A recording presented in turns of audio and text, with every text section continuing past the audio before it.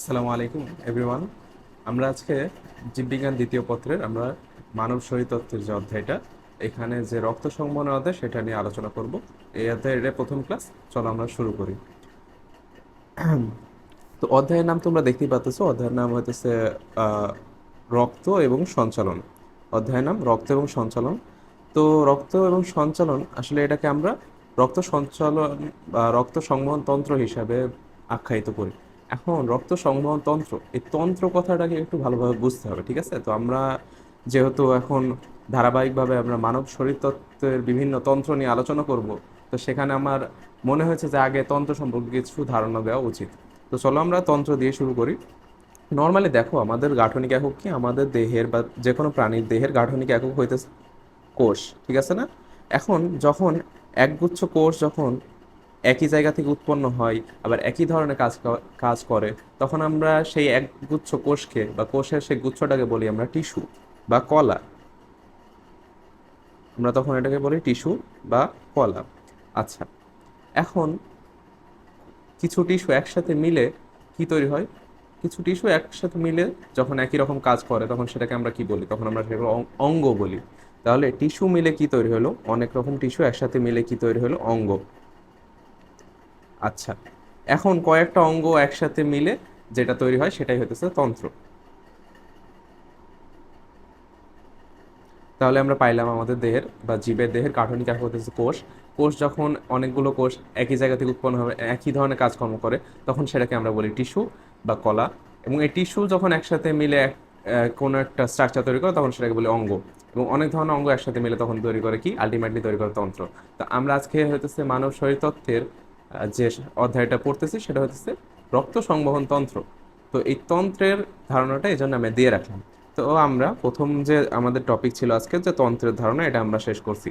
আচ্ছা, এখন হচ্ছে দ্বিতীয় যে টপিক আমরা নির্ধারণ করেছি, যে রক্ত সংবহন তন্ত্রের উপাদান। আচ্ছা, রক্ত সংবহন তন্ত্রের উপাদানগুলো নিয়ে আমরা আলোচনা করি। দেখো, তাহলে আমি লিখি রক্ত সংবহন তন্ত্র। ঠিক আছে, রক্ত সংবহন তন্ত্র। আচ্ছা, এই রক্ত সংবহন তন্ত্রের উপাদান হইতেছে মেনলি তিনটা। ঠিক আছে, মেনলি তিনটা উপাদান নিয়ে আমাদের রক্ত সংবহন তন্ত্র তৈরি। প্রথমটা হইতেছে রক্ত নিজেই। তারপর এটা হইতেছে রক্তকে যে সারা দেহে পৌঁছে দেয় সেই অঙ্গটা, যেটা নাম আমরা জানি হৃৎপিণ্ড। হৃৎপিণ্ড, ইংরেজিতে বললে এটাকে আমরা বলি হার্ট।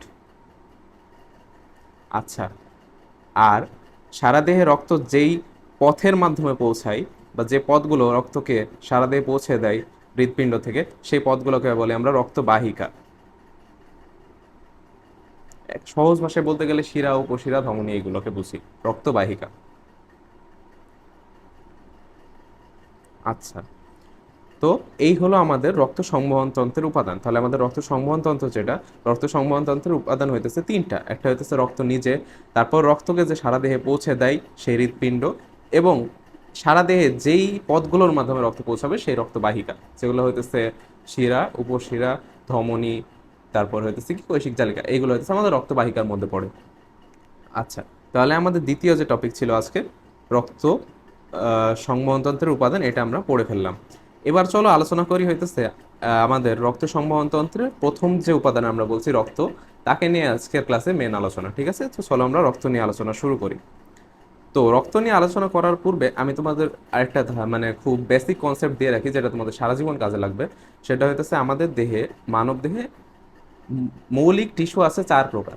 আমি একটু আগে বোঝাইছি যে টিস্যু কি জিনিস। এখন আমি বলতেছি কি, আমি বলতেছি যে মানব দেহে মৌলিক টিস্যু আছে চার প্রকার, এবং এই চার প্রকার টিস্যু মিলেই আমাদের পুরো হিউম্যান বডিটা তৈরি। তো আমাদের হিউম্যান বডি, তুমি যে কোনো অংশ থেকে একটা অংশ যদি কেটে নাও, আমাদের হিউম্যান বডির যে কোনো একটা অংশ যদি কেটে নাও, তাহলে এই অংশটা ওই চারটা মৌলিক টিস্যুর কোনো একটা হবে, বা একাধিক টিস্যু কম্বিনেশন হইতে পারে। ঠিক আছে, তাহলে আমাদের মানব দেহের মৌলিক যে টিস্যু আছে, মৌলিক টিস্যু হইতেছে চার প্রকার। আর এই চার প্রকার টিস্যু কি? প্রথমটা হইতেছে দেখো স্নায়ু টিস্যু।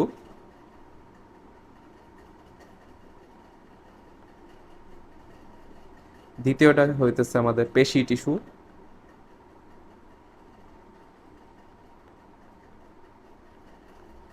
তৃতীয়টা হইতেছে আবরণী টিস্যু,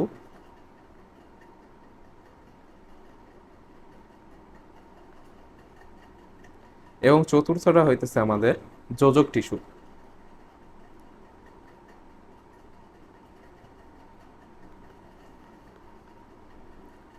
আচ্ছা, এখন কোন টিস্যুর কাজ কি? দেখো আমাদের স্নায়ু টিস্যু কি, আমাদের যে নার্ভ, তোমরা যে নার্ভের নাম শুনছো, নার্ভ, নিউরন, এইগুলা যে টিস্যুর অংশ সেটাকে বলতেছি আমরা স্নায়ু টিস্যু। পেশি, আমাদের হাত পা সঞ্চালনের জন্য আমাদের যে পেশিগুলো কাজ করতেছে, এই যে আমাদের হাতের বাইসেপস পেশি, তারপর হচ্ছে এই হচ্ছে হাতের ভিতর অনেক ছোট ছোট পেশি আছে যেগুলোর মাধ্যমে আমরা এই যে অঙ্গ সঞ্চালন করতেছি, তো এইগুলো হচ্ছে এই পেশি টিস্যুর অংশ। আচ্ছা, আবরণী টিস্যু কি? আমাদের এই যে ত্বক দেখতে পাইতেছো, যেটা আমাদের দেহের আবরণ তৈরি করছে। আবার হচ্ছে আমাদের অন্ত্রের যে আবরণ আছে সেগুলো যেই টিস্যুর অংশ, সেগুলোকে বলতেছি আমরা আবরণী টিস্যু। আর লাস্টে যে যোজক টিস্যু আছে, নামের মাধ্যমে বুঝতে পারতেছো আসলে অন্যান্য টিস্যুকে একসাথে জুড়ে রাখে যে টিস্যু, বা হইতেছে আমাদের দেহের স্ট্রাকচার গঠন করতে হলে সবকটা টিস্যুর বাকি তিনটা টিস্যুর মধ্যে যে একটা মানে বন্ডিং লাগবে, সেটা যে তৈরি, যে টিস্যুটা তৈরি করে, বা হইতেছে দেহের পুষ্টি উপাদান সারা দেহে পৌঁছে দেয় যে টিস্যুটা, সেটা হইতেছে যোজক টিস্যু। ঠিক আছে, সহজ ভাষায় বলতে গেলে যোজক টিস্যু হইতেছে দুইটা টিস্যু বা একাধিক টিস্যুকে যোগ করে একটা হিউম্যান বডি বা একটা প্রাণী দেহ যে তৈরি করে যে টিস্যুটা, সেটা হচ্ছে যোজক টিস্যু। ঠিক আছে, তো এখন আমরা কেন এই কথাগুলো বলে রাখলাম আগে থেকে, কারণ আমরা আজকে পড়বো হচ্ছে রক্ত নিয়ে। তো রক্ত নিয়ে পড়ার শুরু করি চলো। তো প্রথমে রক্ত নিয়ে কিছু মৌলিক কথাবার্তা, যেগুলো না জানলেই না, যেগুলো সবসময় এমসিকিউতে আসবে এবং খুবই ইম্পর্টেন্ট তথ্য, সেগুলো বলে নিই। দেখো, রক্ত হইতেছে একটা তরল যোজক টিস্যু। এই জন্যই আমি আসলে যোজক টিস্যুর ধারণা বা মৌলিক টিস্যুর ধারণাগুলো আগে আলোচনা করে ফেলছি। তরল যোজক টিস্যু। আচ্ছা, আমাদের দেহে রক্ত থাকে কতটুকু? একজন অ্যাডাল্ট মানুষের দেহে নর্মালি 5 থেকে 6 লিটার রক্ত থাকে। তাহলে এটাও জানা লাগবে, 5 থেকে 6 লিটার। আচ্ছা, এখন হচ্ছে রক্তের তাপমাত্রাটা কত? আমাদের দেহের যে তাপমাত্রা আমরা থার্মোমিটার দিয়ে মাপি, ওইটাই রক্তের তাপমাত্রা। সেটা 36 থেকে 38 ডিগ্রি সেলসিয়াসের মতো হয়, এই রেঞ্জের মধ্যেই থাকে আর কি। তাহলে 36 থেকে 38 ডিগ্রি সেলসিয়াস। আচ্ছা, এখন রক্তের যে পিএইচ, এটা খুবই ইম্পর্টেন্ট। রক্তের তো একটা পিএইচ আছে। তাহলে দেখো, রক্তের পিএইচ হইতেছে আমাদের থাকে 7.35 থেকে 7.45 পর্যন্ত। এখন গড়ে একটা মান আমরা পাই, গড়ে যদি আমরা নিই তাহলে 7.4। এটা খুবই ইম্পর্টেন্ট কথা। এখন তোমরা জানো, 7-এর ওপরে যার পিএইচ সে হইতেছে কি, ক্ষারীয়। আর 7-এর নিচে যার পিএইচ সে হইতেছে অ্যাসিডিক। এখন তুমি এই রক্তের পিএইচ থেকে একটু ধারণা করো তো রক্ত আসলে কি রকম। রক্ত দেখো হইতেছে, যেহেতু 7-এর উপরে মানটা, তাহলে অবশ্যই ক্ষারীয়। কিন্তু খুব বেশি কি ক্ষারীয় না? খুব বেশি ক্ষারীয় না, জাস্ট 0.35 থেকে 0.45, জাস্ট উপরে 7-এর। তাহলে এটাকে খুব বেশি ক্ষারীয় বলা যায় না। তাহলে আমরা এখানে কি বলবো? রক্ত হচ্ছে ঈষৎ ক্ষারীয়। তাহলে আমরা এখানে এই কথাটা মাথায় রাখবা, ঈষৎ ক্ষারীয়। কেন ঈষৎ ক্ষারীয় কথাটা মাথায় রাখতে হবে? কারণ এই ঈষৎ ক্ষারীয় কথাটাই আসলে একবার মেডিকেল অ্যাডমিশন টেস্টের কোশ্চেনে অপশনে এটাই ছিল, যে রক্তের প্রকৃতি কেমন। তো ওখানে হচ্ছে অপশনে এই ঠিক এই কথাটাই ছিল, ঈষৎ ক্ষারীয়। ঠিক আছে, তো এই জন্য আসলে এটা জেনে রাখো। আচ্ছা, এখন রক্তের হইতেছে আমাদের আপেক্ষিক গুরুত্ব। ঠিক আছে, আপেক্ষিক গুরুত্ব আমি সংক্ষেপে লিখলাম। রক্তের আপেক্ষিক গুরুত্বের মান হইতেছে 1.065। এই জিনিসটা আসলে কি? আপেক্ষিক গুরুত্ব বলতে নর্মালি একটা পদার্থ পানির পানির ঘনত্বের চেয়ে ওই পদার্থের ঘনত্ব কত বেশি বা কত কম, সেটা আমরা যেই মানে রাশিটা দিয়ে আমরা পরিমাপ করি, সেটাকে বলি আপেক্ষিক গুরুত্ব। তাহলে রক্তের ঘনত্ব পানির ঘনত্বের কত গুণ, সেটা হইতেছে রক্তের আপেক্ষিক গুরুত্ব। এবং সেটার মান কত? সেটার মান হইতেছে এই যে 1.065। ঠিক আছে, তো এখানে আমি কিছু তথ্য দিয়ে ফেলছি, যেগুলো হইতেছে খুবই ইম্পর্টেন্ট তথ্য, এবং প্রত্যেকটাই হইতেছে তোমার এইচএসসির এইচএসসির এমসিকিউতে যেমন লাগবে, ঠিক তেমনি অ্যাডমিশন টেস্টের এমসিকিউতে এইগুলাই আসবে। ঠিক আছে, তো এই কয়েকটা তথ্য কখনোই বলা যাবে না।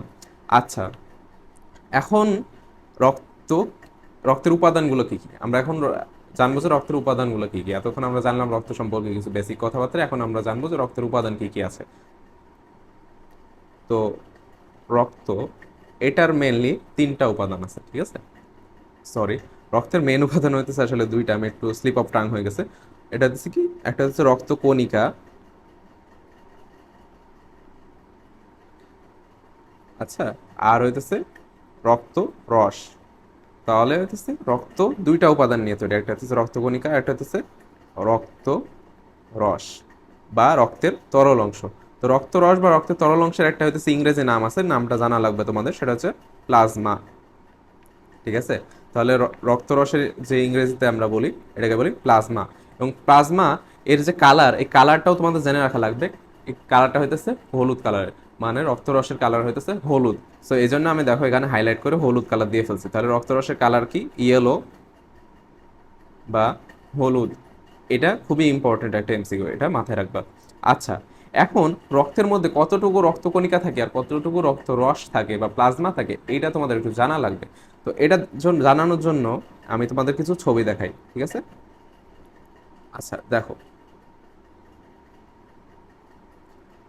এই মেশিনটার যে ছবিটা আমি এখন দেখাইতেছি, এটা একটা মেশিন। এই মেশিনটার নাম হইতেছে সেন্ট্রিফিউজ মেশিন। সেন্ট্রিফিউজ মেশিন, ঠিক আছে, সেন্ট্রিফিউজ মেশিন। তো এই মেশিনের কাজ কি, আমরা যদি রক্তকে একটা টেস্ট টিউবে নিই এবং টেস্ট টিউবটা যদি এই মেশিনটাতে রাখি, তো এই মেশিনের কাজ হইতেছে অনেক হাই স্পিডে ওই টেস্ট টিউবটাকে ঘোরানো, ঠিক আছে? তো এই ঘোরানোর ফলে দেখা যায় রক্ত থেকে রক্ত রস এবং রক্তকণিকাগুলো আলাদা হয়ে যায়। তো এই সেন্ট্রিফিউজ মেশিনের আমি যদি একটা ব্লাড স্যাম্পল দিই এবং কিছুক্ষণ পরে যদি ওটা ঘোরানোর পর যদি আমি বের করে দেখি, তবে সেটা কেমন দেখতে হবে এটাও আমি একটু দেখাই ছবিটা। দেখো, যদি আমি সেন্ট্রিফিউজ মেশিন থেকে রক্তটাকে বের করি, তাহলে এইরকম একটা আমি টেস্ট টিউব পাবো, যেখানে হইতেছে তোমার এই যে উপরে দেখো হলুদ অংশ মানে প্লাজমাটা আলাদা হয়ে গেছে, আর নিচে হইতেছে একটা লাল অংশ আছে, এগুলো হইতেছে রক্তকণিকা। মানে রক্তরস এবং রক্তকণিকা আলাদা করা যায় এই সেন্ট্রিফিউজ মেশিনে ঘোরানোর মাধ্যমে। তো দেখো কি অবস্থা হয় সেন্ট্রিফিউজ মেশিন থেকে বের করার পর।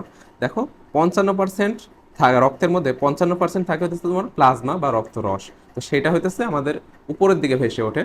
আর আমাদের যে হচ্ছে রক্তকণিকাগুলো আছে, রক্তকণিকাগুলো হচ্ছে নিচে পড়ে যায়। তো রক্তকণিকা মেইনলি কত পার্সেন্ট থাকে, তাহলে দেখো একটা রক্তের স্যাম্পলের মধ্যে যদি 55% প্লাজমা থাকে, তাহলে বাকি 45% অবশ্যই কণিকা থাকবে। ঠিক আছে, তাহলে 45% থাকবে কণিকা, যেগুলো হচ্ছে রক্তরসের নিচে পড়ে যাবে। ঠিক আছে, সেন্ট্রিফিউজ মেশিন থেকে বের করার পর দেখবো যে কণিকাগুলো নিচে জমা হইতেছে। তো এখন তাহলে এখানে আমি পার্সেন্টেজটা লিখে ফেলি, তাহলে রক্তকণিকা থাকে হইতেছে তোমার 45%, আর রক্ত রস থাকে হইতেছে তোমার 55%। ঠিক আছে, তো এই দুইটা যে আমি সংখ্যা বললাম, এই দুইটা সংখ্যাও তোমরা হইতেছে খুব গুরুত্ব সহকারে মনে রাখবা, কারণ এইটাও হইতেছে খুবই গুরুত্বপূর্ণ এমসিকিউ, সব জায়গাতে আসে, অ্যাডমিশন এবং হচ্ছে একাডেমিক সব জায়গাতে এইটা এমসিকিউতে আসে। ঠিক আছে, আচ্ছা, এখন দেখো রক্ত রসের মধ্যে হইতেছে তোমার, আমরা আরো ভেঙে আলোচনা করি রক্ত রসে কি কি উপাদান আছে। তো রক্ত রসের মধ্যে আমরা হইতেছে পানি পাই, মেইনলি হইতেছে রক্তরস পানি দিয়ে তৈরি। পানি কতটুকু থাকে, পানি হইতেছে 90 থেকে 92%ই হইতেছে রক্তরসের পানি থাকে। ঠিক আছে, পানি দিয়ে তৈরি 90 থেকে 92%। তাহলে বাকি কত থাকলো, 8 থেকে 10%। তো এই 8 থেকে 10% হইতেছে তোমার রক্তরসের মধ্যে কিছু কঠিন পদার্থ থাকে। রক্তরসের মধ্যে কঠিন পদার্থ থাকে, এটা কতটুকু থাকে, 8 থেকে 10%। আচ্ছা, এখানে কঠিন পদার্থগুলো আসলে কি? ঠিক আছে, রক্তরসের মধ্যে কঠিন পদার্থগুলো আসলে কি? কঠিন পদার্থ আবার হইতেছে তোমার দুই রকম হইতে পারে, একটা হইতেছে জৈব, আর একটা হইতেছে অজৈব। কিছু জৈব পদার্থ থাকতে পারে কঠিন পদার্থের মধ্যে, আবার কিছু অজৈব পদার্থ থাকে। তো জৈব পদার্থগুলোর মধ্যে কি কি থাকে, জৈব পদার্থগুলোর মধ্যে যেটা থাকে প্রথমে বলবো যে কিছু প্রোটিন থাকে, যেগুলোকে আমরা প্লাজমা প্রোটিন বলি। ঠিক আছে, কিছু প্রোটিন পদার্থ থাকে যেগুলোকে আমরা প্লাজমা প্রোটিন বলি। হ্যাঁ? আচ্ছা, আর কি থাকে, এছাড়াও থাকবে তোমার হচ্ছে কিছু বর্জ্য পদার্থ থাকবে, বর্জ্য পদার্থ। আর কি থাকবে, আর অন্যান্য কিছু পদার্থ থাকবে, অন্যান্য পদার্থ থাকবে। আচ্ছা, এই তিনটা জিনিস থাকতেছে। আর অজৈব জিনিসগুলো আসলে কি, অজৈব জিনিসগুলো হইতেছে আমাদের মিনারেল সল্টস, যেগুলো যেগুলো হইতেছে তোমার sodium ion, potassium ion, chloride ion, bicarbonate ion, মানে আয়নগুলো হইতেছে তোমার অজৈব পদার্থ, ঠিক আছে। তো রক্তরসের মধ্যে আমরা পাইছি 90 থেকে 92% পানি, এবং এই রক্তরসের এই পানির মধ্যে কিছু কঠিন পদার্থ দ্রবীভূত অবস্থায় থাকে। তো এই দ্রবীভূত কঠিন পদার্থ আবার দুই ধরনের হতে পারে, একটা হচ্ছে জৈব, একটা হচ্ছে অজৈব। তো অজৈবগুলোর মধ্যে আমি কি বলছি, অজৈবগুলো সবই হচ্ছে আয়ন, যেমন sodium ion, potassium ion, chloride ion, bicarbonate ion, ঠিক আছে। এইগুলো হচ্ছে মনে রাখবা। আর জৈব পদার্থের মধ্যে থাকে প্রোটিন, বর্জ্য পদার্থ এবং অন্যান্য পদার্থ। এখন যেটা ইম্পর্টেন্ট কথা সেটা হচ্ছে, এই যে প্লাজমার মধ্যে বা রক্তরসের মধ্যে যে প্রোটিনগুলো পাইতেছি, এগুলোকে বলা হয় প্লাজমা প্রোটিন। তো প্লাজমা প্রোটিন কি কি আছে এইটা আমাদের জানা লাগবে, কারণ এই প্লাজমা প্রোটিনের নামগুলো দিয়েই আমাদের হচ্ছে এইচএসসির এমসিকিউ হবে, এবং অ্যাডমিশন টেস্টের জন্য, মেডিকেল অ্যাডমিশন টেস্টের জন্য খুবই গুরুত্বপূর্ণ। তাহলে আমরা চলো প্লাজমা প্রোটিন কি কি আছে এগুলো একটু দেখি।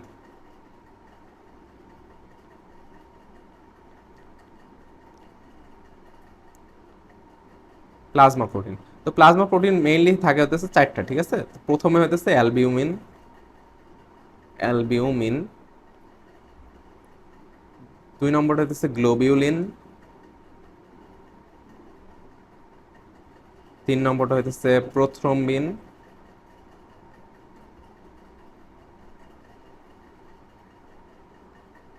চার নম্বরটা হইতেছে ফাইব্রিনোজেন।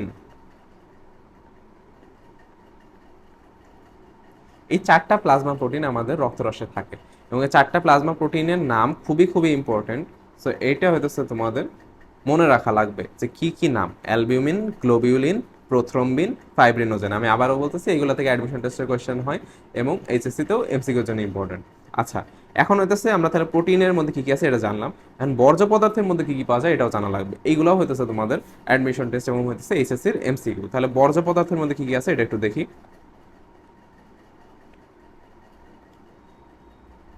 বর্জ্য পদার্থের মধ্যে প্রথমে যার নাম আসবে সে হইতেছে ইউরিয়া। দ্বিতীয়ত যার নাম আসবে ইউরিক অ্যাসিড। তিন নম্বরে আমরা বলতে পারি ক্রিয়েটিনিন, ক্রিয়েটিনিন, ঠিক আছে, ক্রিয়েটিনিন। তো এই তিনটা নাম মনে রাখবা, যে বর্জ্য পদার্থের মধ্যে থাকে প্রধানত ইউরিয়া, ইউরিক অ্যাসিড এবং ক্রিয়েটিনিন, ঠিক আছে। এগুলো হইতেছে আমাদের নাইট্রোজেন গঠিত বর্জ্য পদার্থ। আচ্ছা, এটাও খুবই ইম্পর্টেন্ট। আচ্ছা, নেক্সটে আমরা কি পাবো, নেক্সটে আমরা অন্যান্য কিছু পদার্থ পাই। তো অন্যান্য কিছু পদার্থের মধ্যে আসলে কি পাই, অন্যান্য পদার্থের মধ্যে কি পাই এটা একটু লিখি, এগুলো তোমাদের একটু জানা লাগবে।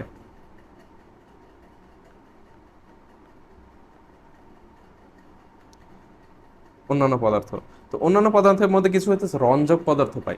রঞ্জক পদার্থ কি, মানে জাস্ট রঙিন পদার্থ, যেগুলো হইতেছে মানে কোনো বস্তু রঙের জন্য দায়ী। তো এই রঞ্জক পদার্থগুলোর নামগুলোই মেইনলি তোমার মনে রাখা লাগবে, যে রক্তরসে অন্যান্য জৈব উপাদানের মধ্যে যেসব রঞ্জক পদার্থ পাওয়া যায় এইগুলো কি কি।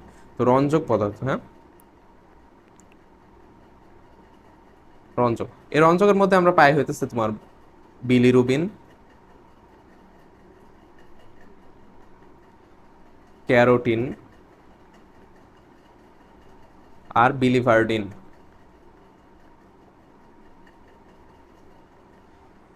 আচ্ছা, এখন এই বিলিরুবিনের কালারটা কি, বিলিরুবিন নামক এই রঞ্জক পদার্থটা আসলে হলুদ কালারের জন্য দেয়, ঠিক আছে। এটা একটা হলুদ কালারের একটা পদার্থ। আচ্ছা, বিলিভার্ডিন যেটা সেটা হচ্ছে সবুজ, আর ক্যারোটিন যেটা এটা হচ্ছে কমলা, ঠিক আছে। ক্যারোটিন হচ্ছে কমলা কালারের।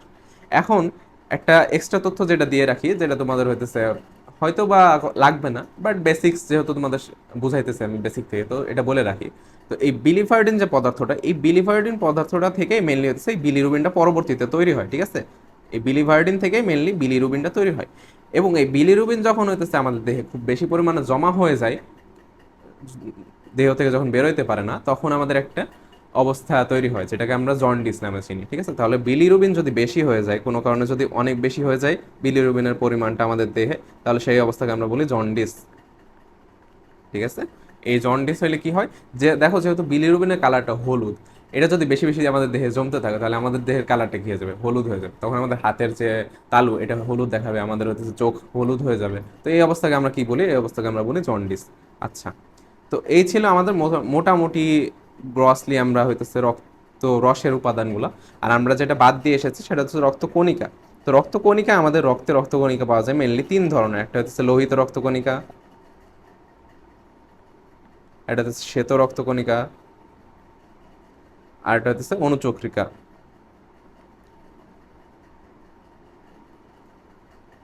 আমরা পরবর্তী ক্লাসগুলোতে রক্তকণিকা নিয়ে বিস্তারিত আলোচনা করব। আজকে মেইনলি আমাদের আলোচনার টপিক, যেটা মেইন আলোচনার টপিক ছিল, সেটা হচ্ছে রক্ত। তো রক্তের মধ্যে আমরা রক্ত সম্পর্কে আমরা প্রথমে কিছু বেসিক কথা জানছি, যে এটা হচ্ছে রক্ত একটি তরল যোজক টিস্যু, এর কতটুকু থাকে আমাদের দেহে, তাপমাত্রা কত, পিএইচ কত, সবকিছু আমরা বেসিক কিছু জিনিসপাতি জানছি। এবং এখানে এই অংশটুকুতে যে তথ্যগুলো আছে সবকটাই ইম্পর্টেন্ট, ঠিক আছে, মনে রাখবা। আর রক্তের মধ্যে আমরা কি পাইছি, রক্তের উপাদানের মধ্যে 45% পাইছি রক্তকণিকা, রক্তরস পাইছি হচ্ছে 55%, এবং রক্তরসের অপর নাম প্লাজমা, এবং এটার কালারটা হচ্ছে কি হলুদ। আচ্ছা, এখন রক্তরস পানি এবং কঠিন পদার্থ নিয়ে তৈরি। এই কঠিন পদার্থ হইতে পারে দুই রকমের, একটা অজৈব, একটা হইতেছে জৈব। তো জৈবর মধ্যে প্রোটিন থাকে, বর্জ্য পদার্থ, অন্যান্য পদার্থ থাকে। এবং কি কি প্রোটিন থাকে, কি কি বর্জ্য পদার্থ থাকে, কি কি অন্যান্য পদার্থ থাকে, রঞ্জক পদার্থ থাকে, এগুলো তো আমি আলাদাভাবে আলোচনা করছি। তো এই প্রত্যেকটা তথ্য তোমাদের মনে রাখা লাগবে, এবং এইগুলো খুবই ইম্পর্টেন্ট এমসিকিউ। তো এইগুলো হইতেছে তোমার বেসিক্স। তো বেসিক শিখে এই অধ্যায়টাকে ভালোভাবে পড়ার চেষ্টা করো। দেখা হবে অন্য কোনো ক্লাসে।